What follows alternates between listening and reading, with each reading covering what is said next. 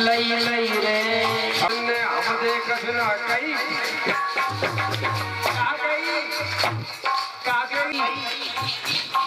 कागेगी तो ने बेर ना खट्टी खट्टी कर रोटी खवाई जय हो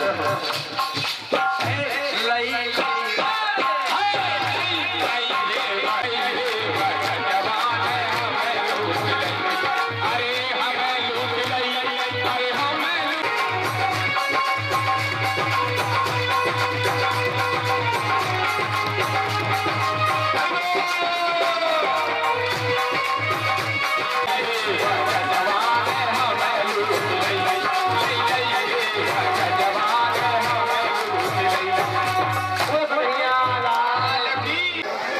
मैया हे ठाकुर जी महाराज मेरी पड़ोसन है बात सात छोरी है तो क्या करते कब तक मत जा कभी पूरी नहीं होगी। किसी ने लिखा है भावना में भावना तो भावना बेकार है और अगर भावना में भाव है तो भव से बेड़ा पार है। देखिए एक दृष्टांत है। एक दिन अभी अभी थोड़ी देर बाद मैं रेस्ट कर दूंगा 10 मिनट के लिए क्यों परेशान होगा। प्याज है भैया प्याज पानी तो जीवन है पानी ही अमृत है। ध्यान से समझ लो समुद्र का मंथन हुआ अमृत निकला। हमारे वैज्ञानिकों ने खोज की भाई अमृत निकला है जहर तो है तो अमृत कहाँ गया ढूंढो। बहुत खोज की है लेकिन अमृत नहीं मिला तो उन्होंने सिद्ध कर दिया कि पानी ही अमृत है। आप भूखे रह सकते हो भूखा आदमी मरेगा नहीं लेकिन पानी बगैर मर जाएगा। शरीर में से पानी निकल जाए डॉक्टर कहता है थोड़ा थोड़ा डायरिया बन जाए पानी चढ़ेगा जी बोतल चढ़ेगी। पानी ही अमृत है। फिलहाल तो भैया पानी पैसे 10 मिनट बाद में विराम कर दूंगा। माताओं बहनों देखिए भावना में भावना। एक बार पार्वती मैया भोले बाबा से बोले सुनो महाराज मैं कैलाश में बैठी बैठी मैं तो ऊब गई हूँ तो क्या कर मुझको जो है देखो भैया इनमें कुछ दानदाताओं के नाम आए हैं। 100 रुपया ब्रजमोहन गुप्ता बिनाट 500 रुपया इंद्रपाल गुज्जावारे और ये 25 किलो गेहूं और ये रुपया है। इनके नाम क्या नाम लिखा है पता नहीं है। थोड़ी देर बाद लिस्ट आ रही है।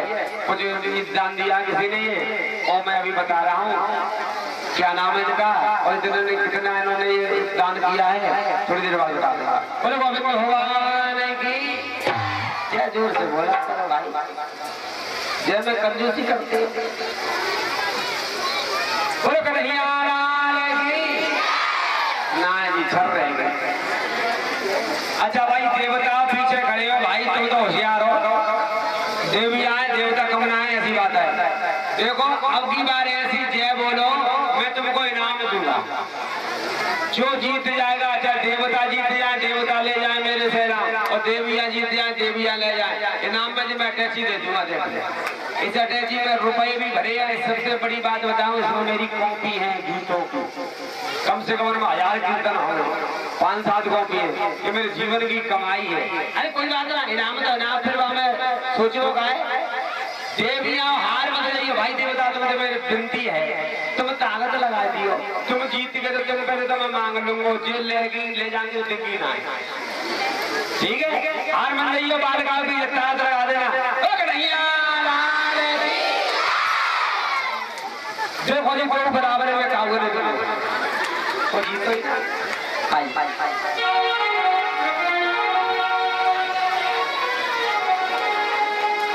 हरे हरे राम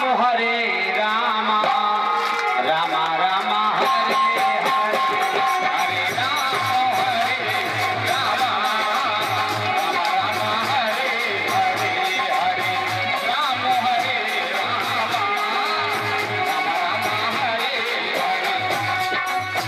हरे कृष्ण कृष्ण कृष्ण कृष्ण हरे हरे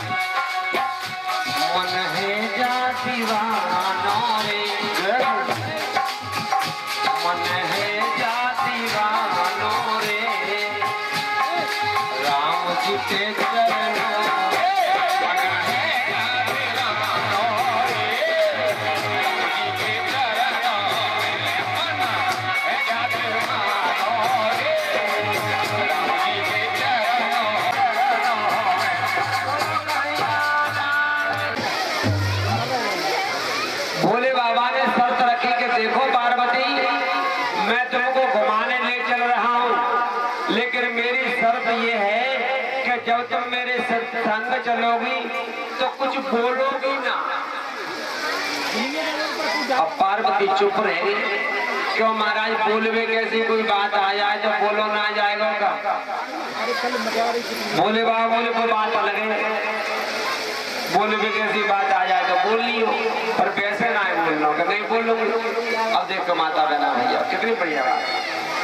जब मेरे भोले बाबा पार्वती को घुमाने ले गए थे उस समय जाड़े चल रहे, जाड़े को महीना हो गया। ए बिटिया बैठिया, बस थोड़ी देर बाद में विराम कर दूंगा, 10 मिनट के लिए जल पाने के लिए क्या परेशान हो, अभी करता। वैसे तो 2 बजे 2:30 बजे होता था, आज थोड़ा कथा में थोड़ी सी विलम्ब सी हो गई। और क्यों हो गई, और ये जानते हो सामाजिक मामला होता है तो सब तरह की बातें चलती हैं।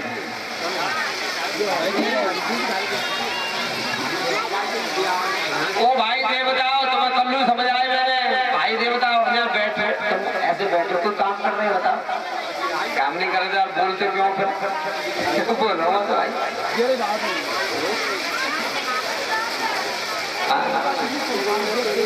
बोलो गोविंद भगवान की। और पीछे से आगे भागो। अरे बालक आगे पीछे पीछे कैसे पैक होते हो, पीछे रहने की कोशिश मत करो, आगे बढ़ने की कोशिश करो, हमेशा आगे बढ़ो, पीछे बैठ जाते।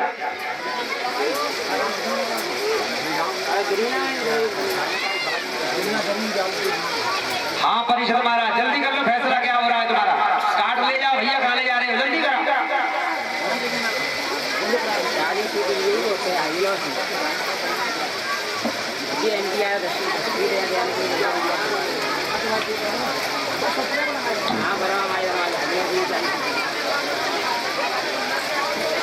मेरे भोले बाबा ने पार्वती जी से कहा, पार्वती तुम बोलोगे नहीं, मैं घुमाने तो ले चल रहा हूँ। पार्वती बोली ठीक है महाराज, नहीं बोलोगे, लेकिन कोई बात आएगी बोलने की तो कोई बात नहीं। अब भोले बाबा ने विचार करो, जब जिन्हें मैं शहर में थोड़ी ले जाऊंगा, क्यों, अगर मैं इनको शहर में ले जाता हूँ घुमाने तो भाई जाने क्या क्या देख करके मांगे कि जाए लिपा दो, जाए लिपा दो।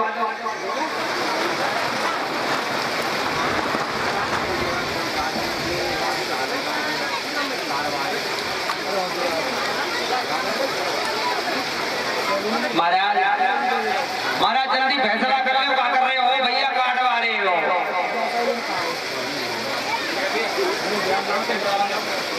क्या कर रहे हो तुम, बता रहे हो मान ले जा परिषद जी है, मां पिछवा रहे, मैंने कह दिया ना अब टेम्परेचर हाई होने वाला है मेरा, समझ बात करना चाहते हो बाहर निकल जाओ, ऑटो पंडाल हो जाएगी, कोई रोक टोक नहीं है, पंडाल में बैठोगे तो शांत बैठना पड़ेगा, सीधी एक देर के लिए आए बैठा जा रहा है। महाराज मेरे भोले बाबा ने कहा, पार्वती जी मैं तुम्हारी इच्छा पूरी करूंगा, लेकिन मेरे भोले बाबा कितने होशियार हैं। जाड़ों का महीना चल रहा था, भोले बाबा ने विचार किया मैं इन्हें ले ही नहीं जाऊंगा शहर में, का गांव में से कुछ बोलेंगे ये कह दिए। भोले बाबा गांव से बाहर बाहर ले जा रहे पार्वती जी को, लेकिन भोले बाबा को ये क्या पता था गांव से बाहर भी बीमारी पल्ले पड़ जाएगी। क्या गांव से बाहर महाराज एक झोंपड़ी देखी है, तो झोंपड़ी में एक डोकर बैठा है, डुकरा, और एक बैठी है डुकरिया, और एक बैठा है इसका बेटा, और तीनों महाराज एक ही चतरा ओढ़े बैठे हुए। पूस माह के जाड़े में एक चतरा में अपनी रात उन्होंने काटी है, तो पार्वती रुक गई। पार्वती बोली महाराज मैं नहीं आगे जाऊंगी। क्यों नहीं जाओगे महाराज, देखो ये बेचारे कितने गरीब हैं, इनके पास ढंग से रजाई गद्दा नहीं है, सभी लोग रजाइयों में गद्दों में सो रहे हैं, तो ये चतरा में। भगवान बोले सुनो इनकी भावना बढ़िया नहीं। पार्वती बोली भावना यहाँ क्या करेंगे, तुम वरदान दो। भोले बाबा ने कहा देखो पार्वती मैं तीनों को वरदान दे दूंगा, लेकिन भावना बढ़िया नहीं है, इनके विचार बढ़िया नहीं है, कुछ नहीं होगा। भोले बाबा से पार्वती बोली तो दे के देखो ना, दे दो ठीक है। भोले बाबा बोले सबसे पहले डुकरिया से कि मैया, अरे मैया मैं भोले बाबा हूँ। और डुकरिया बोली अच्छा का तो ये डुकरिया में कब तो गाँव में तो वरदान देता हूँ, जो मांगो वही हाल है। या तो अच्छा मैं जो मांगूंगी सो है जाएगा। हाँ डुकरिया ने डुकरा की ओर देखो और डुकरिया ने डुकरा की ओर देख के विचार करो जाके शहर रेत रेत मुझे कुछ बनाए मेरा हाथ जोड़ के बोली भोले बाबा मुंह को तुम 16 वर्ष की कन्या बना दो।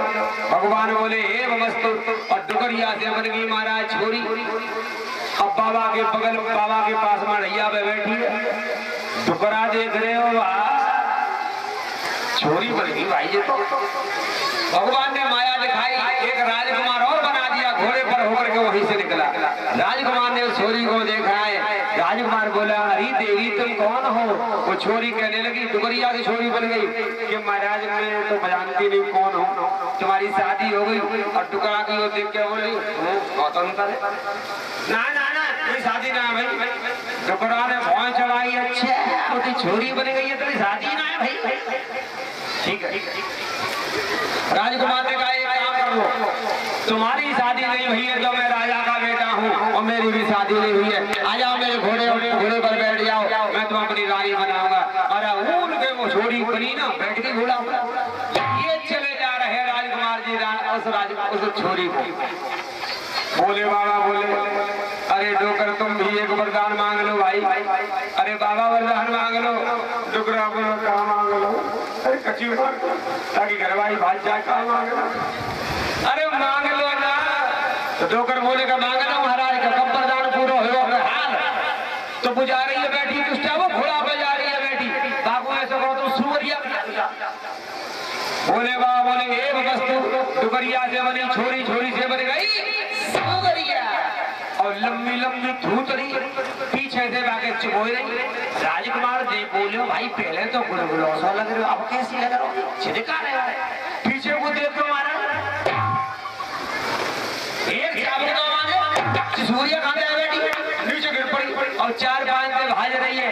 डुकरा ने उठा नट सास की तेरो तो ब्याह छोरा हाथ जोड़ के बोले बाबा एक वरदान मांगो दे दे बेटा मांग ले पूरा कब हो हाल किया तो मैं यम्मा थी जैसी कर दो। बोले बाबा बोले मस्त सूर्या से बन गई डुकरिया। पार्वती बोली महाराज जी का है बचन को यही तो हनो कहने का मतलब है तीनों को एक एक वरदान दे दिया लेकिन रहे वहां की वहीं क्योंकि भावना में भावना तो भावना बेकार है। अगर भावना में भाव है तो भव से बेड़ा पार है। उनकी भावना ही बढ़िया नहीं थी। अगर उनकी भावना अच्छी होती तो सब कुछ मिलता। उनकी भावना बढ़िया नहीं इसलिए उनको कुछ नहीं मिला। इसी तरह ठाकुर जी के सामने अच्छी भावना लेकर आओगी तो तुम्हें फल मिलेगा और अच्छी भावना तुम्हारी नहीं होगी भाई डुकरिया कैसी होगी? बोलो गोविंद भगवान की। आज एक लाइन बोलता हूँ मैं और इसके बाद में 10 मिनट के लिए जलपान का मध्य विराम करूंगा और इसके बाद सीता का स्वयंवर देखोगे जनकपुर बनेगा बहुत बढ़िया। सीता जी राम जी लक्ष्मण की झांकी भी देखोगे और इसमें जनकपुर की शोभा देखना कैसा जनकपुर बनेगा।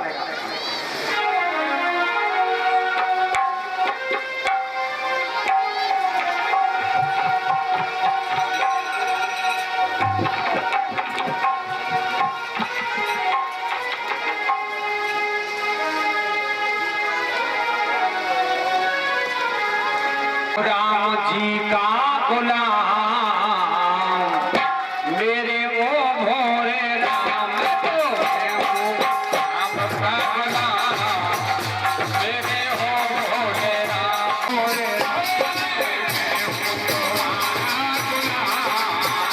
मेरे हो भोरे राम मैं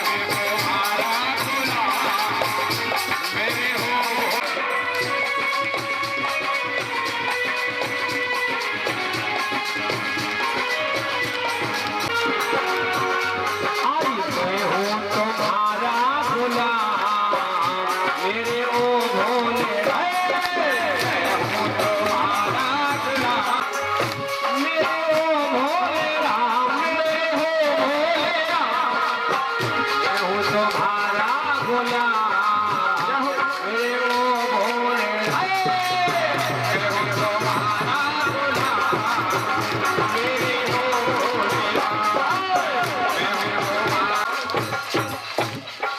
तुम्हारी रजा में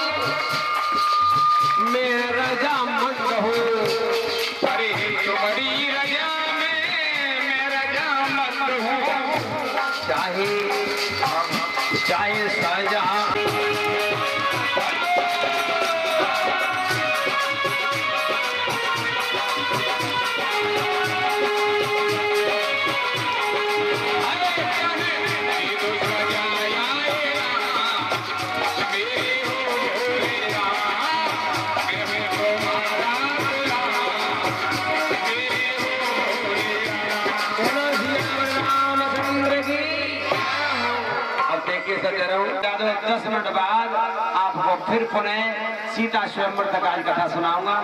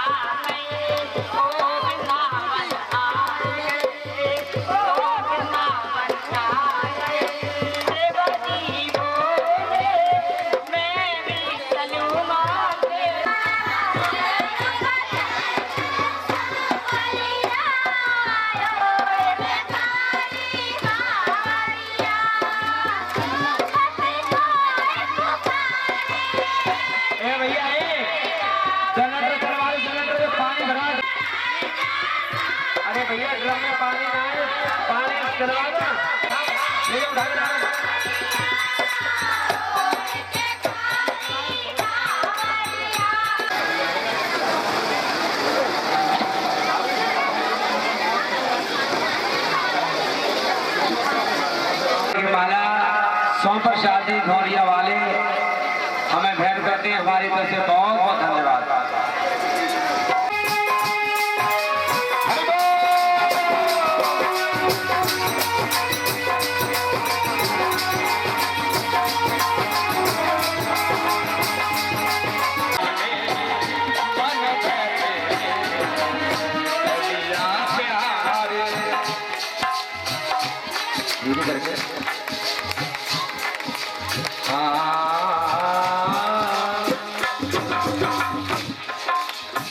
चलिया प्यारे मनमोहन हम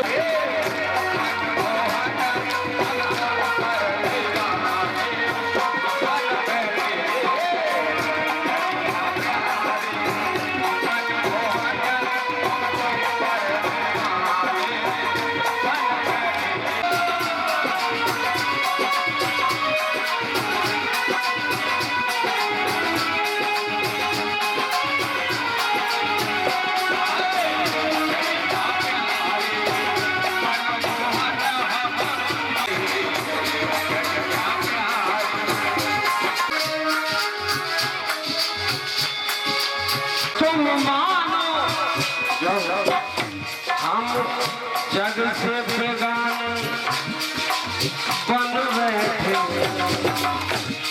अरे मानो जग से बेगाने बन बैठे। चलिया प्यारे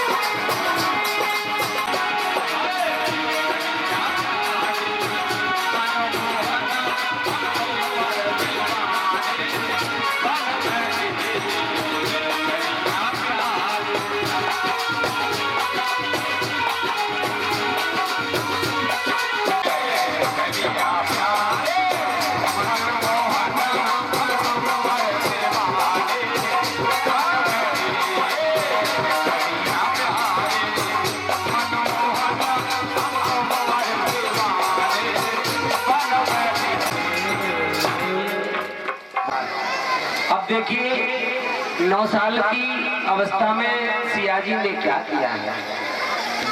स्वामी सुखदेव जी ने कहा, राजा परीक्षित विश्वामित्राधरे ये मारीचात्या निशाचरा।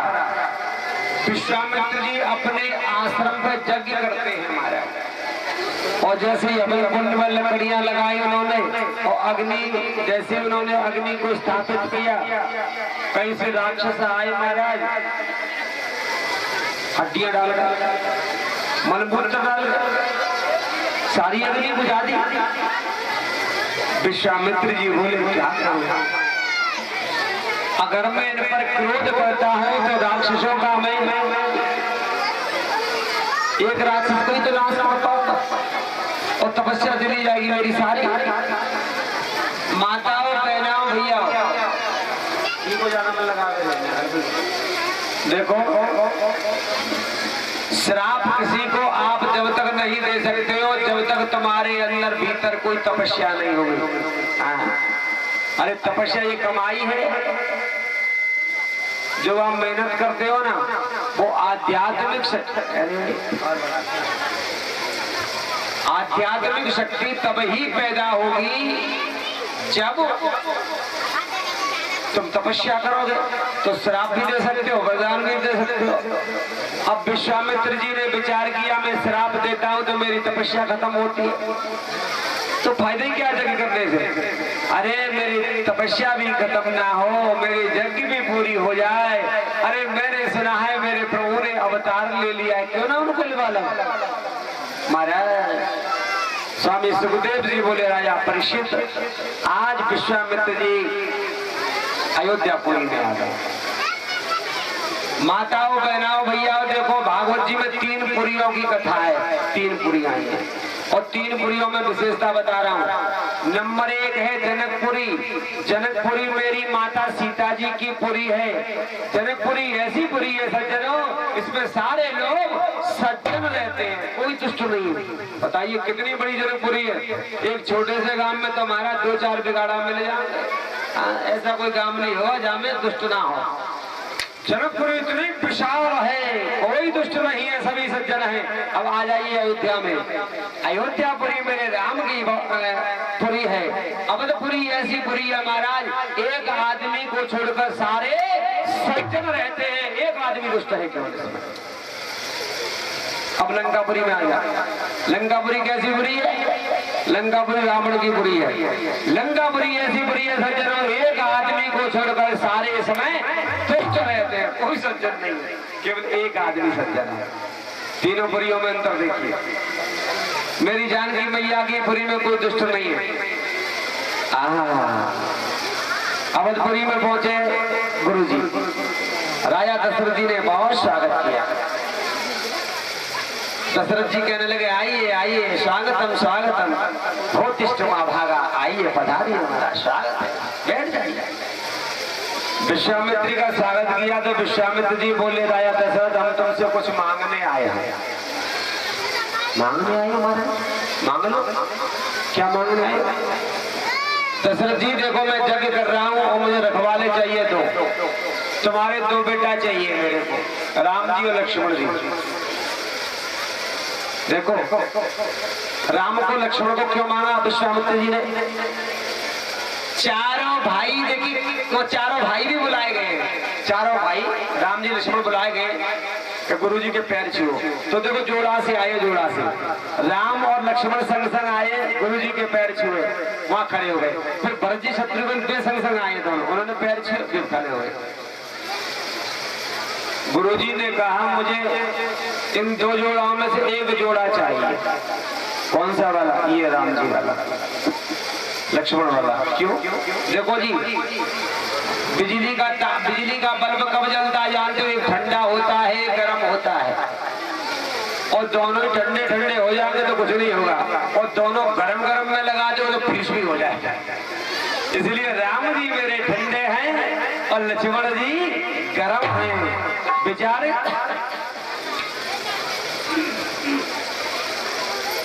विचार किया विश्वामित्र जी ने कि भरत जी को मांगता हूं तो भरत तो बहुत ठंडे, शत्रुघ्न भी ठंडे, काम नहीं चलेगा। राम जी ठंडे हैं, लक्ष्मण जी गर्म हैं, इसलिए दोनों को मांगना जरूरी है, काम दोनों से चलना है। क्यों? परशुराम जी आएंगे तो क्या करेंगे? राम जी तो हाथ जोड़ेंगे, तो लक्ष्मण भी होना जरूरी है, तब तक इनका टेम्परेचर डाउन होगा, डाउन नहीं होगा। इसलिए राम जी को लक्ष्मण को मांगा। दशरथ ने वैसे मना किया है तो वहां बहुत बड़ी उन्होंने एक क्रोध किया है विश्वामित्र जी ने। विश्वामित्र ने कहा देख रहे राजा दशरथ, अपने तू बेटा नहीं देगा तो बात सुनो, तेरी सारी अयोध्या को जला के भस्म कर दूंगा अभी। राम जी बोले पिताजी ये क्या करवा रहे, दे दो ना हमें। गुरु जी विश्वामित्र से दशरथ जी बोले महाराज तुम मेरे बेटाओं को ले जाओ। आज राम जी को लक्ष्मण को लेकर के विश्वामित्र चल दिए तो गुरु जी ने दशरथ से कहा सुनो राजा, कितने ले जा रहा हूं तेरे से? कि 2 ले जा रहे हो, 4 दूंगा 4। क्या मतलब? मतलब तो समझ लेना, 2 ले जा रहा हूँ 4 दूंगा, यानी 2 तो तेरे राम लक्ष्मण को लौटाई दूंगा, संग में इनकी घरवाली और लाऊंगा, संग में ब्याह और करा दूंगा। ठीक है, लेकर गए। जब भगवान थोड़े आगे चले तो राम जी से पूछा, राम जी ये बताओ कौन सी रास्ता चलोगे? रास्ता 2 है मेरे आश्रम का, बताओ। एक रास्ता तो बेटा राम ऐसी है जो थोड़ी टेढ़ी है, देर में पहुंचोगे, उसमें कोई डर नहीं है।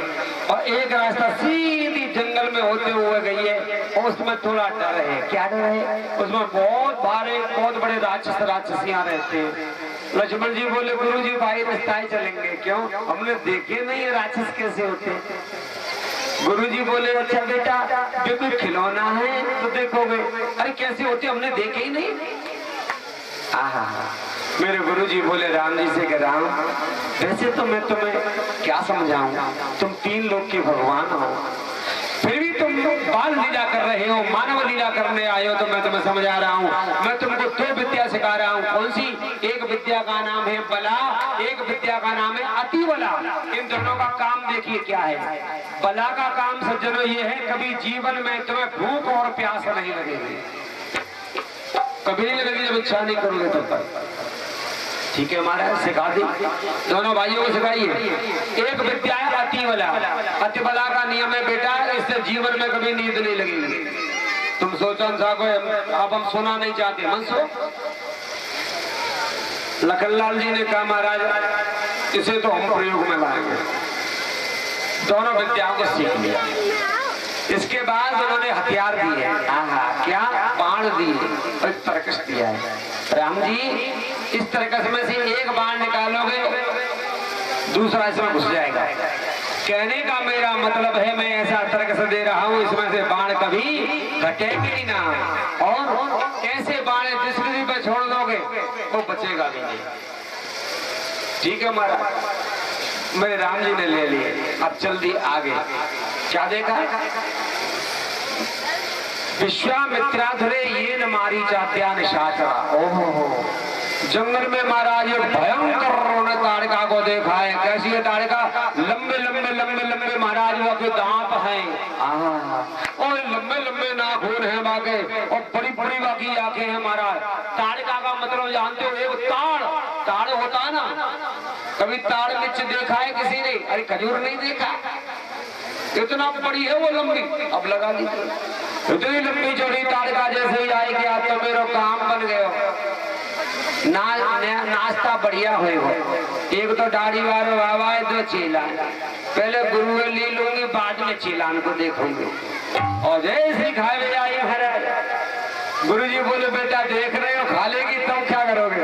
भगवान ने एक बाण चढ़ाया, एक मारा है, एक में ताड़का मर गई, एक में मुंह फाड़ गई, मरी गई। उसके मारीच को पता चला, बेटा को पता चला। मारीच ने कहा मेरी मैया को कोने मारे हुए, जिंदा नहीं छोड़ो। दौड़ करके आया महाराज, भगवान के ऊपर आया है, जैसे भगवान पर अटैक करता है। लक्ष्मण जी बोले भैया आपकी बार नंबर मेरा है। राम जी बोले रुक जाओ, अभी तुम्हारा नंबर नहीं है। क्यों? भगवान ने विचार किया, अगर मैं इस मारीच को मार दूंगा तो मेरी लीला यही समाप्त हो जाएगी, इसलिए इससे तो काम लेना है, इसे मारना नहीं है। मारा, एक बिना फन का बाण मारा है। एक मारीच जैसे हेलीकॉप्टर में बैठ के जाते हो ना, और वैसे तीर पर बैठा जा रहा है, समुद्र के पल्ली पार गिरा। बोलो भगवान की। ठाकुर जी की लीला देखिए। अब महाराज वहां से आश्रम में आए, और आश्रम में आकर के गुरुजी से कहा गुरुजी यज्ञ की तैयारी करो, जाओ। यज्ञ की तैयारी हो रही है।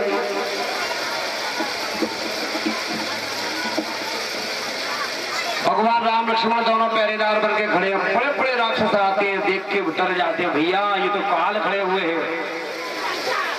गुरु जी की यज्ञ पूरी हो गई, लेकिन यहाँ क्या हुआ है? 9 साल की अवस्था में देखिए, माताओं बहनाओं भैया हो, स्वामी सूत जी ने कहा सौनकादृशियों, जनक जी महाराज के यहाँ एक धनुष रखा हुआ है भोले बाबा का, बहुत पुराना, और जनक जी महाराज उसकी पूजा करते हैं। एक दिन जनक जी महाराज बोले अपनी सुनैना से, अपनी घरवाली से, देखो सुनैना जी मैं थोड़ा जा रहा हूँ कहीं रिश्तेदारी में, आज पूजा तुम करोगी धनुष की, मैं कर दूं। मेरी माता सुनैना ने थाली सजाई, महाराज जल्दी पूजा करने के लिए। जानकी मैया छोटो सा लेगा, छोटी जगह छोटी भरिया पैर के आगे बोली, मैया कहाँ जा रही हो? पूजा करने जा रही हो। तुम नहीं जाओगी, मैं जाऊंगी। मम्मी तो सीखो कैसे पूजा होती है। मेरी मैया जानकी ने थाल ले लिया पूजा का, और पूजा का थाल लेकर के अपनी सखियां बुलाई छोटी छोटी, उनमें उर्मिला भी है, मांडवी भी है, सतकीर्ति उनकी बहनें ही है, तो 4 बहनें सी आती है। सखियों को बुला करके पहुंच गई, बोली अरे पिताजी को तो नहीं कोई सहूर रहा है पूजा करने को, देखो कितनों नीचे कूड़ो पड़ो है। और धनुष को उठा करके महाराज जी को रख दिया और लीप बोध के तैयार कर दिया। सखियां दौड़ी दौड़ी आई, बोली मैया गजब हो गया, क्या ये तुम्हारे यहाँ जो धनुष रखा था सीता जी ने, या सीता बहन जी ने, वो धनुष को उठा करके अलग रख दिया है, तो लीप के तैयार। जैसे ही देखा सुनैना ने कहा कोई न कोई चक्कर है। जनक जी आए, जनक जी से कहा महाराज तुम्हारी बेटी सीता कोई मुझे साधारण नहीं लग रही है, क्या धनुष उठा के इसने अलग रख दिया है? अच्छा तो सुनो, जनक जी प्रतिज्ञा करते हैं अगर मेरी बेटी ऐसी ही है तो मैं प्रतिज्ञा कर रहा हूँ, मैं अपनी बेटी का विवाह उसके संग में करूंगा जो धनुष का खंडन कर देगा। और बड़े बड़े देशों को महाराज चिट्ठी भेजी जा रही है, दूर दूर के राजा आ रहे हैं धनुष के लिए। और इधर क्या हो रहा है, एक पत्र मेरे गुरु विश्वामित्र के पास आ गया। गुरु जी ने पत्र को पढ़ा है।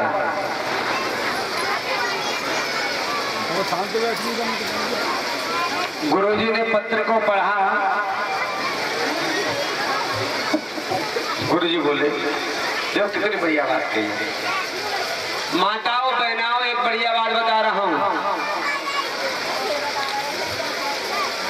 इसमें सीता जी के विवाह में तुम्हें विशेष कथा बताऊंगा। कौन सी कथा? देखो गुरुजी ने पत्र पढ़ा है। गुरुजी ने कहा बेटा राम, जनक जी के यहाँ स्वयंवर हो रहा है सीता जी का, वहां चलोगे नहीं? राम जी ने कहा हम नहीं जाएंगे।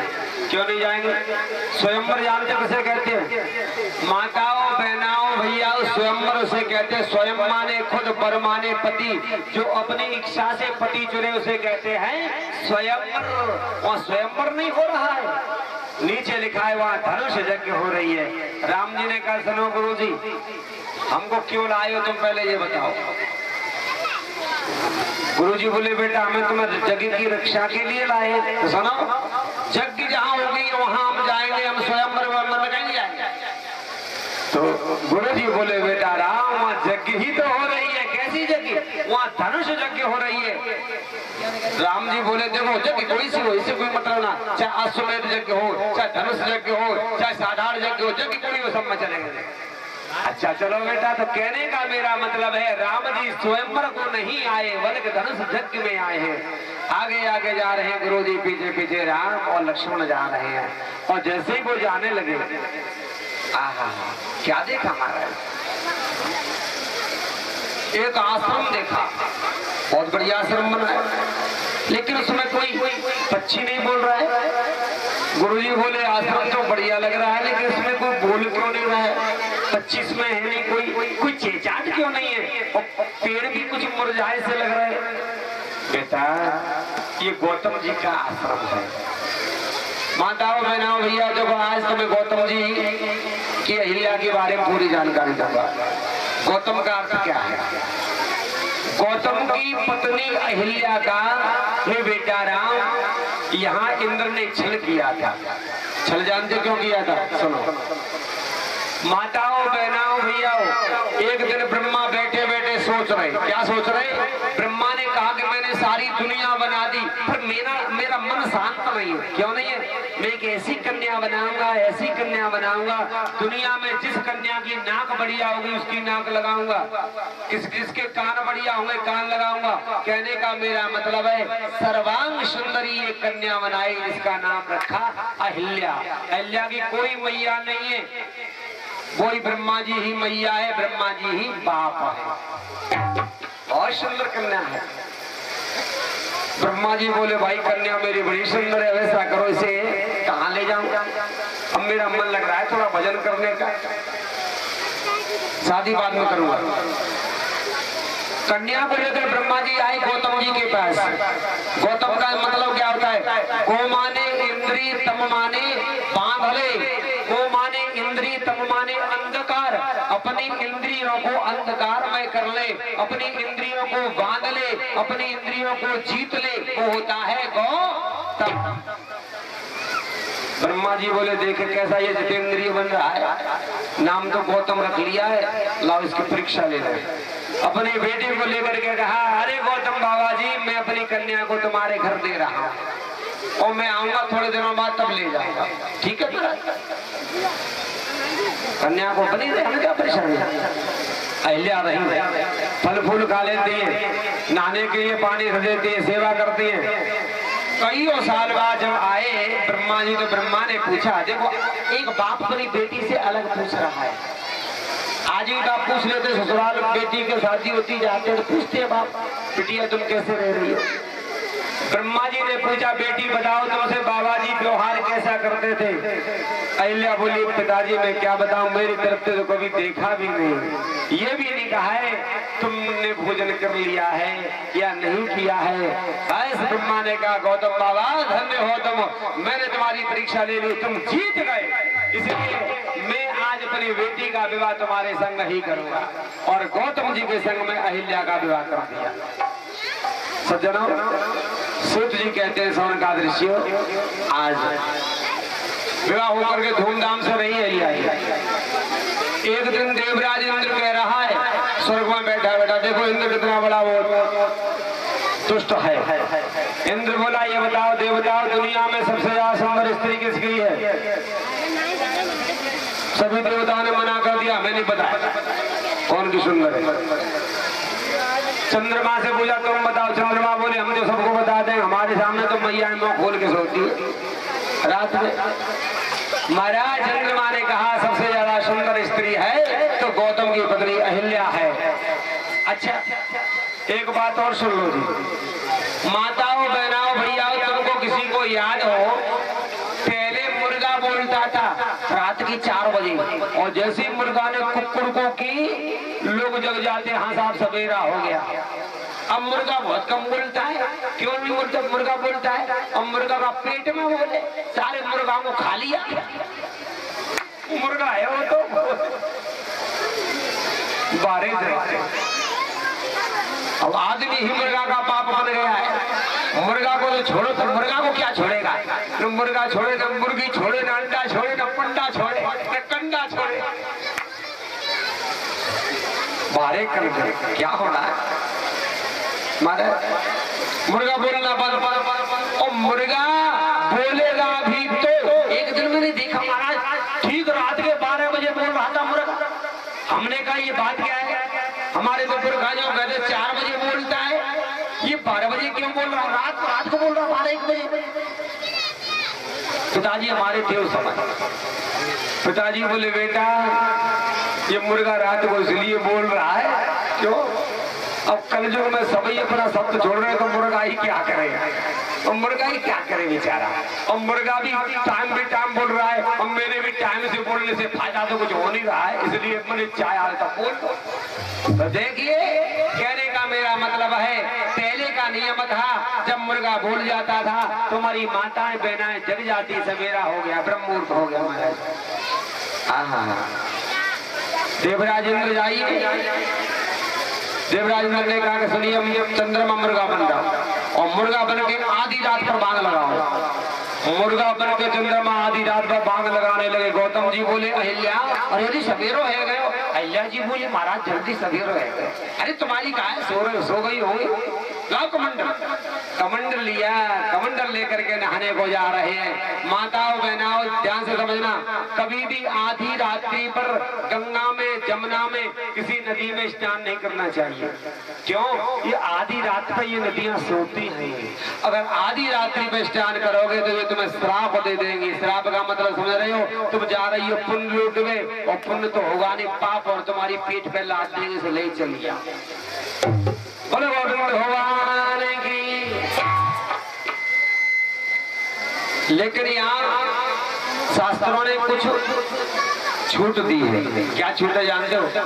आपत्ति काले मर्यादा नास्ति।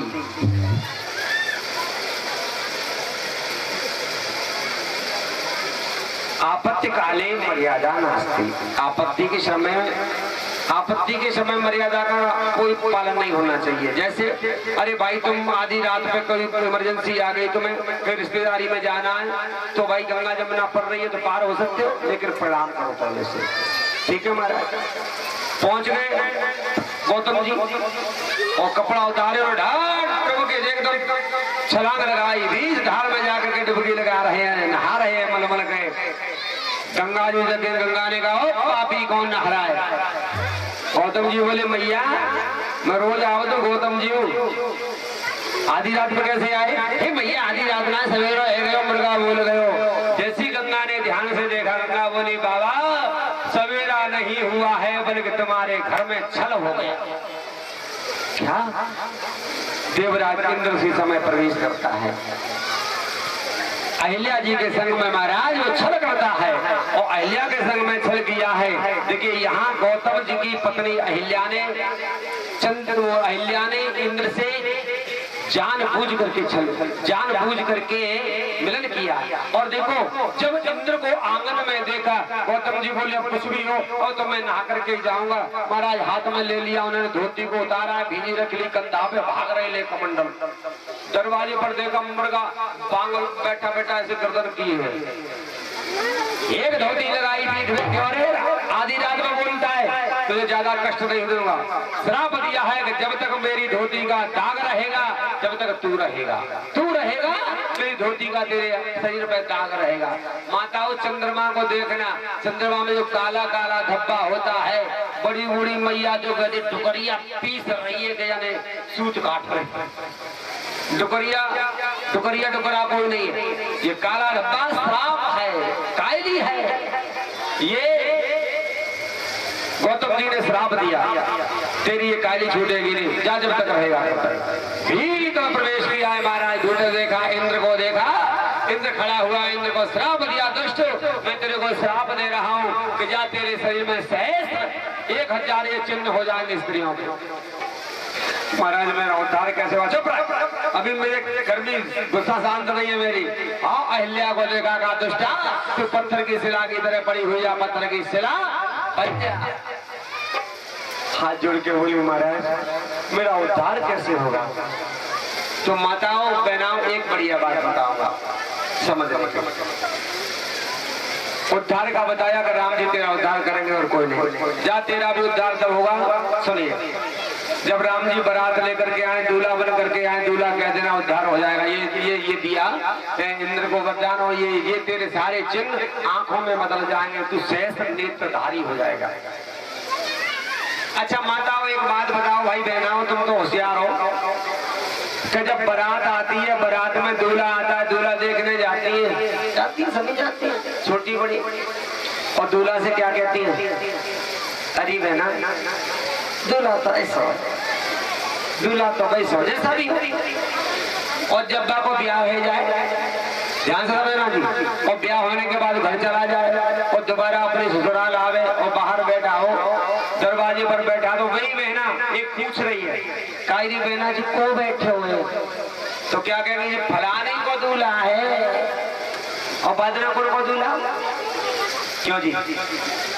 जिस दिन बारात लेकर के आया था उस दिन भी तो उसी बेटी का दूल्हा था, लेकिन कोई बेटी का नाम नहीं लेता, कहते वो दूल्हा है।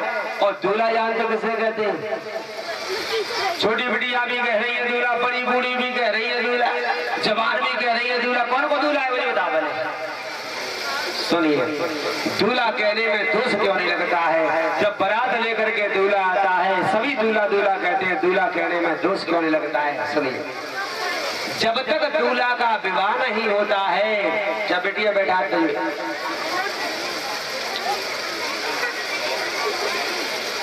जब तक दूल्हा का विवाह नहीं होता है तब तक दूल्हा का अर्थ होता है भगवान, दुल्हन का अर्थ होता है लक्ष्मी।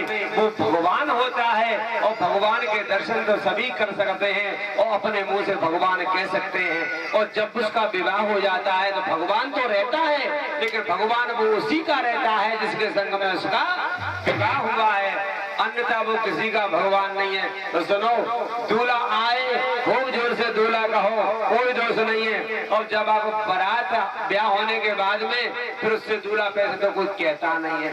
अगर तुम कहोगे तो तुम जानो तुम्हारा काम। बोलो भगवान की। राम जी, ये अहिल्या बेचारी तुम्हारा इंतजार कर रही है, पत्थर की सिलाए चले जाए। भगवान राम बोले ठीक है गुरु जी, दर्शन कराते हम देखा। राम जी गए, माताओं बहनाओं भैया देखो, अभी राम जी का नाम था केवल राम। अब भगवान का नाम जान दो क्या पढ़ने वाला है। अब भगवान का नाम होने वाला है मर्यादा पुरुषोत्तम राम। ये कहाँ हुआ है शरीर। राम जी अहिल्या के पास गए, पत्थर की शिला पड़ी है, मूर्ति बिल्कुल स्त्री ऐसी है, पत्थर की है।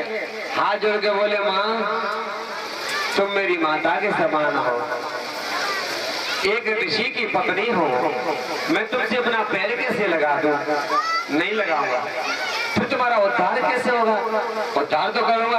भगवान राम ने परिक्रमा लगाई, परिक्रमा लगाने में सोच लिया कि मुझे उद्धार कैसे करना है।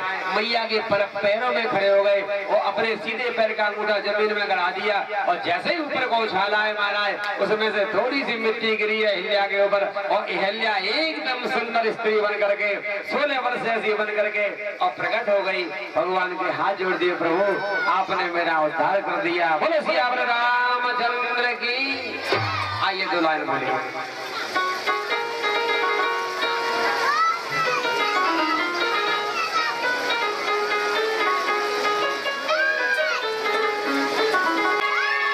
अहिल्या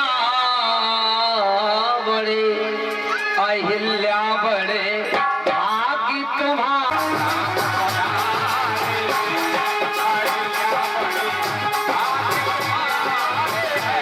अहिल्या बड़े भाग्य तुम्हारे हैं।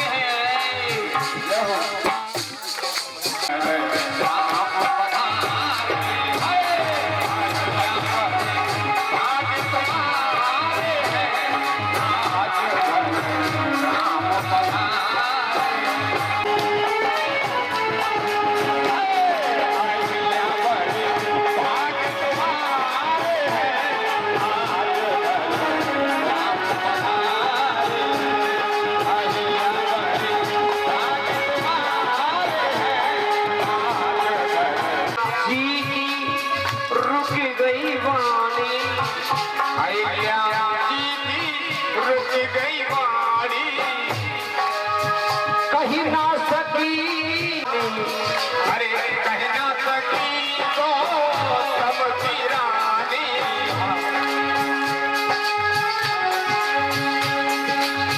के खुल गए मेरे सबरे द्वार हैं।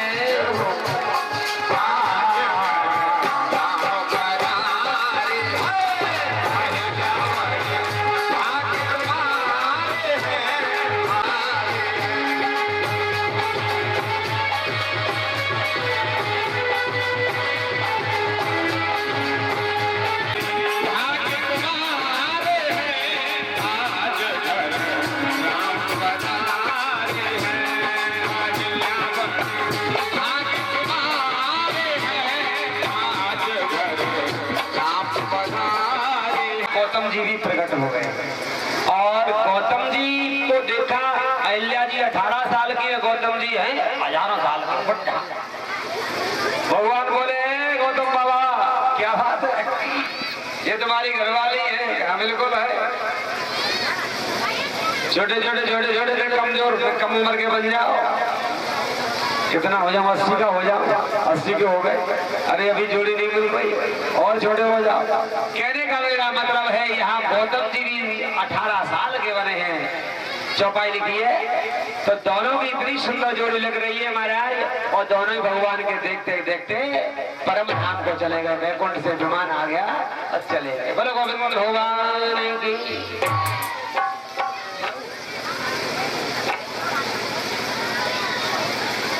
महाराज अहिल्या का उद्धार जैसे किया है, राम जी से कहने लगे गुरुजी बेटा मैंने तुम्हारी लीला को देख लिया, वैसे तो तुम्हारा राम था लेकिन तुमने मर्यादा का पालन किया है, तुमने अहिल्या का उद्धार भी कर दिया और पैर भी लगाया नहीं है, इसलिए मैं आज तुम्हारा नाम रख रहा हूँ। आज के बाद में तुम्हारा नाम हो जाएगा मर्यादा पुरुषोत्तम। मेरे भगवान को लेकर गुरुजी आगे चले। अब जा रहे हैं जनकपुर।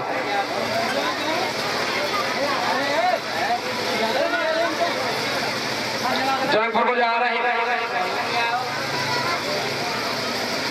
और जैसे ही जनकपुर को जाने लगे तो बगीचा देखा, संध्या का समय हो गया। कहने लगे गुरुजी बेटा राम वैसा करो यहीं रुक जाओ, क्यों सवेरे चलेंगे। ठीक है। रात में राम जी और लक्ष्मण जी गुरुजी रुकते हैं, आसन डाल दिया, चटाई डाल दी, गुरुजी लेट गए और महाराज राम जी और लक्ष्मण जी उनके चरण दबा रहे हैं। गुरुजी सो जाते हैं और जब गुरुजी सो जाते हैं तो राम जी उनके चरणों में लेटते हैं, लखनलाल जी चरण दबाते हैं, फिर राम जी सो जाते हैं तो लखनलाल जी उनके चरणों में लेट जाते हैं। मर्यादा देखिए, गुरु के चरणों में राम जी लेटे हैं, राम के चरणों में लक्ष्मण जी लेटे हैं। सबसे पहले लक्ष्मण जी जगह राम जी के पैर छुए, गुरु जी के छुए, राम जी जगह गुरु जी के पैर छुए। अब कहा गुरु जी ने कि बेटा राम एक काम कर लो, तुम ये बगीचा है, इस बगीचा में से फूल ले आओ, मैं पूजा करूंगा तब तो नादो के तैयार होता हूँ, जाओ। भगवान राम पहुंच गए महाराज बगीचा के पास में। देखिए माताओं बहनाओं भैयाओं, वो वाटिका है, वो है जनाना बाग, यानी पुष्प वाटिका है। नियम है राजा जनक का जाना, जनक की बगिया है, उसमें जनाना ही जाता है, मर्द कोई नहीं जाता है, केवल जाएगा माली को छोड़ करके, कोई मर्द नहीं जाएगा। भगवान पहुंच गए राम जी लक्ष्मण जी और माली से कहा भैया माली राम राम।